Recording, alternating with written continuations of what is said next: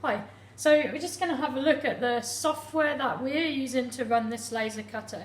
It's called RDWorks. It'll be helpful for you if you're familiar with the icon here. So it's this red kind of, I think of it as the Southern Cross, it's not. But if you click on that icon there, you will get to open up RDWorks. And it's going to look like this. At the moment, think of this as an image of the machine bed. So that's a picture of the blank bed of the laser cutter. The machine has no data. Now we've saved an image probably that we want to use, whether we hand drew it, screenshot it, or downloaded it and saved it as a JPEG from the internet. I'm going to click get the image. Now this is defaulted to a folder that I use often, but if you need to, you can go to the last folder, or you can type in where you might look. You can go drag this box down and look anywhere where you knew where to save that. Now often I put things in my laser cutter folder. The image I just put in was in my technology folder, so I'm going to go to there, and it was in year 9. Oh, no it wasn't. Just go back to where I had it before. Oh, I might have just stuffed that. 9 technology pictures, that's where it was. Okay, then I'm going to look for my image, click it, and then say open. So I'll open that. Now it's going to throw itself on the machine bed. It can be difficult to see how big that is. And so sometimes, nearly always actually, I need to come and have a read of how big it's going to do that image, because it's telling me here it's going to do this in millimeters, 80 millimeters. And along a steel ruler, that's that big, 80 millimeters. Now if I want to adjust that number, I could come and I often bring a steel ruler with me, but I could measure my work, and I've got 100 millimeters to play with there.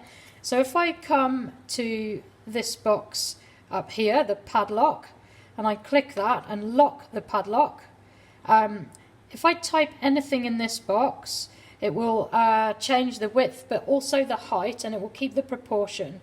Now I had about 100 millimeters to play with. I don't want to crash off the edge, so I'm going to ask for 95 out of that 100 and type that in, click enter, and you'll see it's translated the height a little bit and increased it in proportion, because I locked this aspect ratio. Now I can't see where the edge of the work is, and so I'll come up, just because I like to look at view all, and if I click view all, I can now see this little green dot in the corner is where the laser's going to begin my image. So if I've got the edge, I'm cutting this, scoring this into acrylic. If I've the edge of the acrylic here, the laser's actually going to step in quite significantly before it starts the tail, and there'll be quite a significant gap on this side as well. And so I might actually go back to this size and say, well, I don't want to step in that much because of the width of the blank on the image that we saved. What I'm going to do is just adapt that slightly and probably go back to typing that in 100, because I had already counted for it coming in, and I can see where it's going to start. It's going to cut some blank for me anyway. So I'll just adjust what I'm doing there. View all again. Okay, it's the same image. I've just told it to cut it a slightly different size. So now I know I want to start the laser exactly where I want that on my work, which will be in this top corner. Unfortunately, it's cut off on this one, but we'll run it probably this way round. And the laser's already been focused. The backing paper is off. I know I want to score. What I need to worry about next are the settings. Now this is set at 30, which is a power rating, and 30, minimum and maximum, so we don't want it to differentiate its power, and a speed of 200.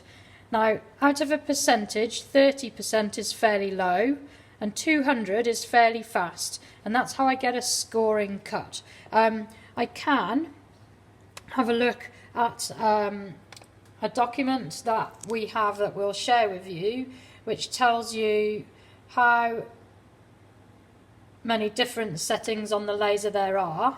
Oops, that's in here, and it's called Laser Cutter Settings, and I'll show you what it does, and we'll make sure we've got it shared with you. But what it does is, if you look up the material that you're using. In this case we're using acrylic. It will tell you whether you want to engrave or whether you want to cut all the way through it. So if you wanted to cut all the way through 6mm acrylic, you would have that power on 100%, going just at a speed of 8, which is very, very slow, and that's cutting all the way through 6mm acrylic. But those weren't the settings I wanted. The settings I wanted I had, so I'll go back to them. But you do need to check this because it will do different things depending on what you've told it. Then all you do, making sure you've got your dot in the top corner where you want it, your material loaded in, is push start, and it will start the laser going. It won't start the laser going if you have the door open.